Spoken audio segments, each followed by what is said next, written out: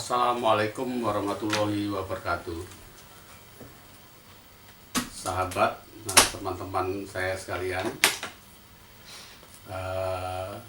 kali ini saya membuat video untuk melengkapi video saya yang sebelumnya, video diskusi, dialog, kemudian juga video filler yang sudah ditayangkan di YouTube saya.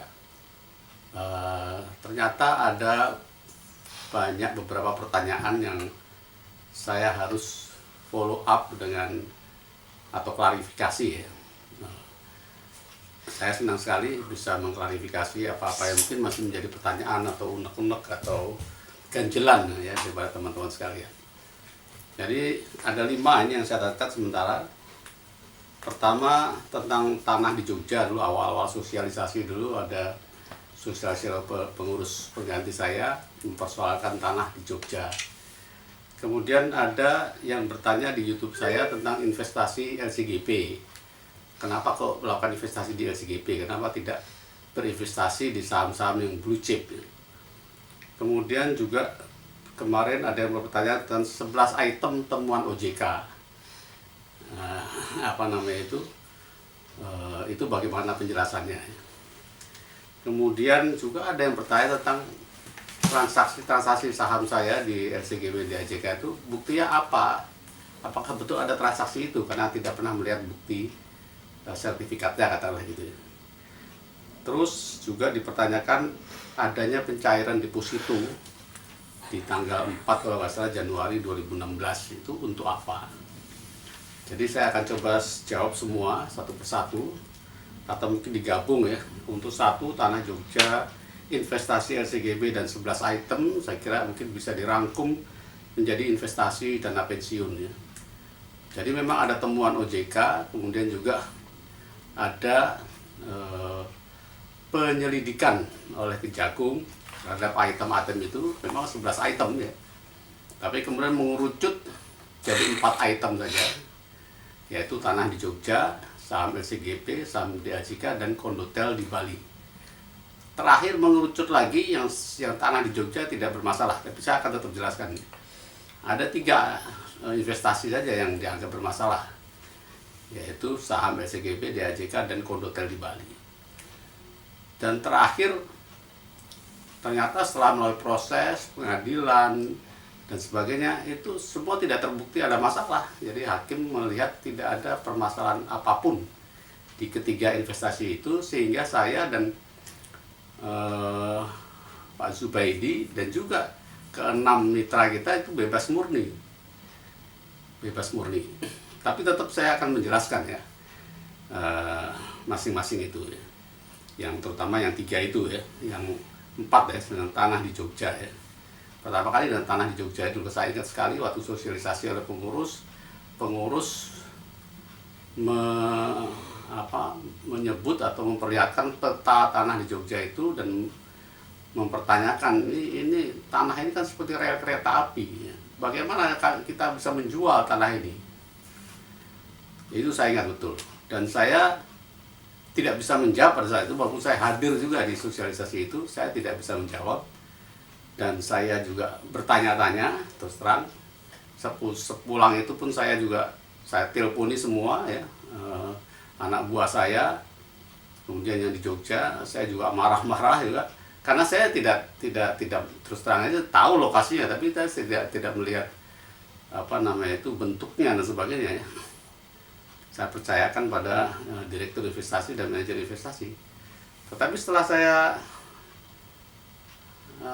lihat dan pelajari, itu tidak ada masalah sama sekali sebenarnya. Kalau lebar yang menghadap jalan itu 6 meter, panjangnya 1000 meter, itu baru rel kereta api. Tapi ini lebar jalannya 14 meter. Sehingga itu kalau dibuat jalan, itu semua di situ tuh jadi rumah pinggir jalan semua. Itu penjelasannya. Dan tanah di situ harganya naik terus. Harga tanah situ naik terus ya. BPKP yang mengaudit kita, yang menginvestigasi tanah itu dan berdiskusi dengan appraisalnya, juga melihat ini tanah strategis ini. Kalau saya punya uang saya beli itu, katanya appraisal di situ ya. Dan saya juga coba cek Kebetulan di salah satu tanah itu ada 3 tanah. Salah satu tanah itu dulu kita beli, Dapen membeli cuma 2 juta ya. Di samping tanah itu ada tanah yang dijual dan ada nomor teleponnya. Iseng-iseng saya telepon, ya Pak, ini dijual Pak. Betul Pak, dijual. Berapa harganya per meter? 11 juta per meter. Jadi naiknya sudah 400-500%. Jadi kalau itu dianggap bermasalah, nggak ada merugikan sama sekali di tanah itu, malah menguntungkan ya, karena harganya sudah berlipat kali. Permasalahannya belum balik nama. Nanti akan saya jelaskan investasi yang lain juga. Kemudian barangkali langsung dulu ke pertanyaan 11 item. Salah satu pertanyaan, ini kan temuan OJK 11 item, berarti saya salah dengan 11 item itu gitu ya. Sebenarnya 11 item itu termasuk yang tanah dan SCGB. Bukan saya semua ya, karena sebagian separuh lah itu oleh pengurus sebelumnya ya. Jadi Menteng Park, kemudian ada Kondotel di Bali, yang satunya itu bukan oleh saya semua, tapi yang banyak memang ada di pengurusan saya ya. Jadi 11 item itu menjadi masalah dan dikeluarkan dari investasi dana pensiun. Itu aja masalahnya, karena sebagian besar karena administrasinya belum memenuhi syarat untuk dijadikan investasi, karena belum balik nama. Hanya itu saja, masalah administratif. Dan yang seperti itu banyak sekali, bukan hanya Dapen PKT. Hampir semua Dapen yang membeli apartemen ya pasti akan mempunyai masalah yang sama kalau diaudit ya. Kenapa hanya Dapen PKT aja dipermasalahkan? Ada yang 10 tahun belum bisa balik nama karena belum dipecah ya. Menteng Park pun sampai sekarang belum bisa balik nama karena belum dipecah. Karena memang apartemen itu lama sekali prosesnya. Tapi kita kan mendapat keuntungan tetap di situ. Menteng Park itu udah disewa, udah mendapatkan hasil dan sebagainya. Jadi, justru di Dapen PKT itu dengan temuan ini malah blessing, karena OJK menyatakan bahwa pendiri harus mengganti itu semua, karena itu masih di fase manfaat pasti, sehingga harus ada PSL tambahan. Ini kan malah blessing. Jadi Dapen bisa mendapat tambahan cash, karena sekarang Dapen itu dengan kesulitan cash flow. Tetapi Pupuk Kaltim pun tidak rugi gitu ya, pendiri, karena aset-aset itu menjadi milik Pupuk Kaltim dan nanti rencananya akan dipakai untuk iuran perusahaan ke karyawan. Jadi tidak ada yang rugi, asetnya ada, harganya tambah mahal, hanya masalah pengaturan saja sekarang belum diakui, kemudian bisa ditomboi dengan PSL, nanti menjadi milik PKT, kemudian diberdayakan, dijual atau dikelola dengan cara yang lain. Tidak ada yang kerugian sama sekali. Itu untuk yang aset-aset properti terutama ya. Kemudian harus menjawab saham LCGP. Pertanyaannya adalah, mengapa memilih LCGP? Kenapa tidak saham-saham blue chip? Di YouTube itu sudah saya jelaskan bahwa LCGP itu hanya 15% dari seluruh saham aset kita ya, investasi kita. Yang lainnya saham-saham blue chip. Kita punya BRI, punya BNI, punya Telkom, punya BCA, kita punya semua. Kita punya semua, yang mayoritas itu justru yang blue chip. LCGP itu memang signifikan, tapi bukan mayoritas. Ya, itu yang pertama. Jadi bukan hanya, dan LCGP itu juga belum merugi. Nanti saya akan ada paparannya ya. LCGP itu dibeli oleh pengurus saya sebelumnya di tradingan, bukan mulai saya. Pengurus sebelumnya sudah mulai tradingan dengan LCGP, dan sampai pengurusan saya sudah menghasilkan 23 miliar dari trading saham LCGP itu sendiri. 23 miliar dihasilkan. Ya. Kemudian LCGP itu 3 tahun berturut-turut masuk Kompas 100. Dan saya membeli di terakhir itu juga bukan tanpa kajian, itu ada kajian konsultan. Konsultan mengkaji itu bahwa ini belum ada tidak ada masalah dengan saham ini waktu itu ya. Kemudian terjadi penurunan harga itu setelah saya pensiun, dan saya sudah membuat mitigasi bahwa partner kita untuk trading saham LCGP itu sudah saya ikat dengan perjanjian bahwa dia harus membeli kembali saham itu ya. Nah, sayangnya terbatas waktu itu ketika saya sudah pensiun, sehingga saya tidak bisa lagi mengejar ya. Itu sudah saya serahkan ke pengurus baru. Ini ada perjanjian seperti ini, ada mitigasi seperti ini. Karena saya melihat memang ada gejala saham itu mulai transaksinya mulai jarang gitu ya. Nah, itu kalau dikejar tidak ada kerugian sebetulnya. Sampai sekarang pun kita masih berhak untuk mengejar karena perjanjiannya notarial ada. Tapi kalaupun tidak, setelah saya hitung-hitung semua, karena LCGP itu total investasi kita adalah 136 miliar memang ya. Tapi 50 miliar itu tidak berupa cash. Kita beli dengan saham-saham yang tidur. Yang harganya 25, belinya 50 miliar, tapi harganya pada saat itu tinggal separuhnya. Tapi dihargai 50 miliar. Jadi sudah ada keuntungan 20 miliar dengan menukar saham itu. Ya. Kemudian LCGP itu sendiri sebetulnya undervalued ya. Harga yang ketika dia disuspend, sekarang disuspend ya. Karena malah salah administrasi aja jatuhnya. Nah, itu harganya 114, padahal book value itu harga sebenarnya, yaitu total equity dibagi total saham, itu harganya 287. Jadi ada undervalue, harganya sebenarnya lebih tinggi. Itu kalau kita hitung-hitung konversinya, maka kerugian di LCGP sekalipun dia belum membayar kembali, itu tinggal sedikit kerugiannya.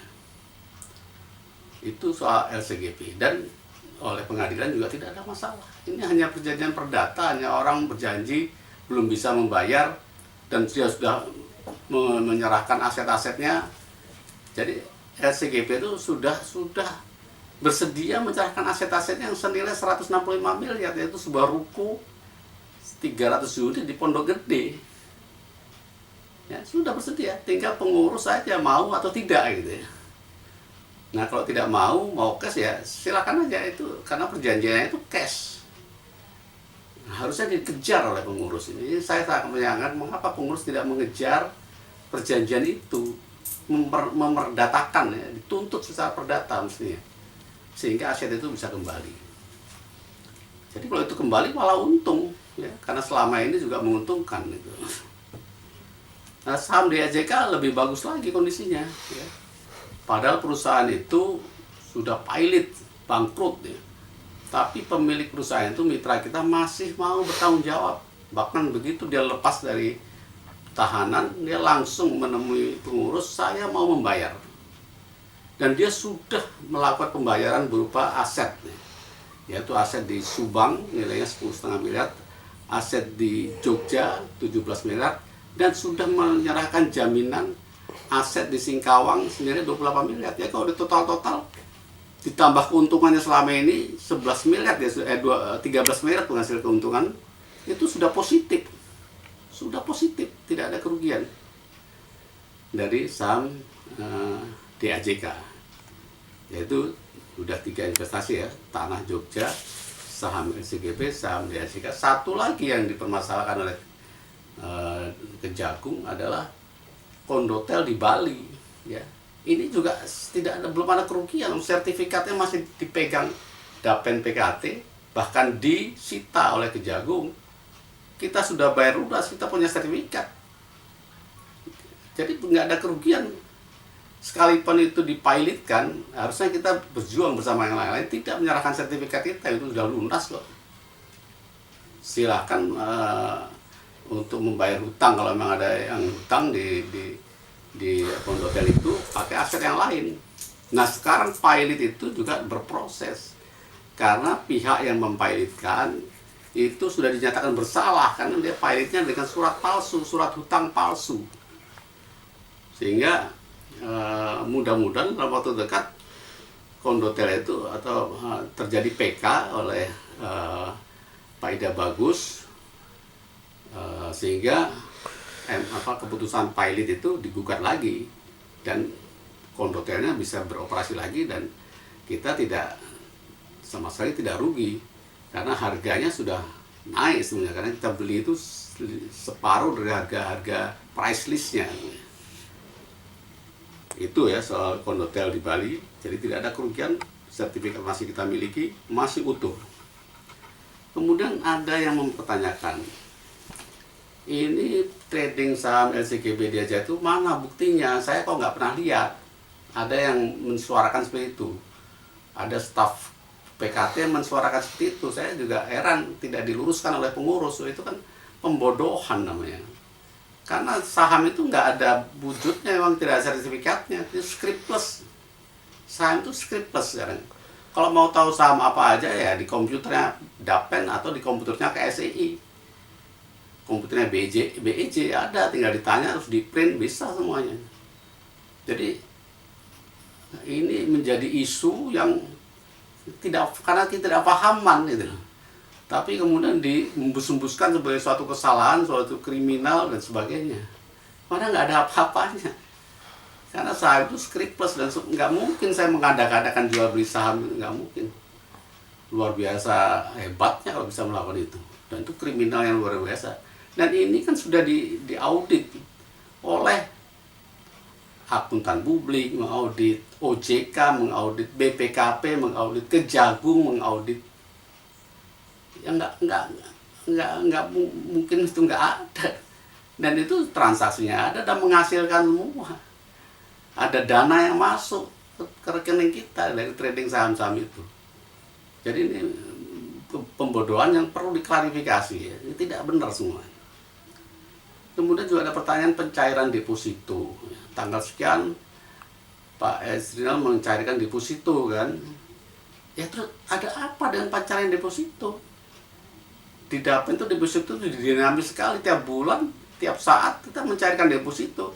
Mungkin besok ketika saham terjual kita masuk deposito lagi, nggak ada masalah dengan pencairan deposito. Tujuannya ya pasti untuk investasi, untuk bayar anuitas, untuk bayar pensiunan kan itu. Begitu kita dapat duit, masukkan deposito supaya ada bunga. Bahkan pernah deposito cuma semalam aja masuk deposito. Tapi semalam kalau 40 miliar kan puluhan juta juga. Jadi apa maksud pertanyaan itu? Mencarikan deposito itu dalam sebulan bisa berkali-kali. Tentu saya tidak ingat semua. Setiap investasi kita barangkali mencarikan deposito. Begitu ada duit kita masukkan deposito. Jadi tolonglah hal-hal ini jangan dijadikan isu-isu yang nggak jelas gitu. Dan ya saya berkesempatan, terima kasih untuk menjelaskan ini semua. Jadi itu saudara, teman-teman, sahabat sekalian, penjelasan. Nanti kalau ada lagi pertanyaan, insya Allah saya akan melakukan klarifikasi seperti ini. Terima kasih. Assalamualaikum warahmatullahi wabarakatuh.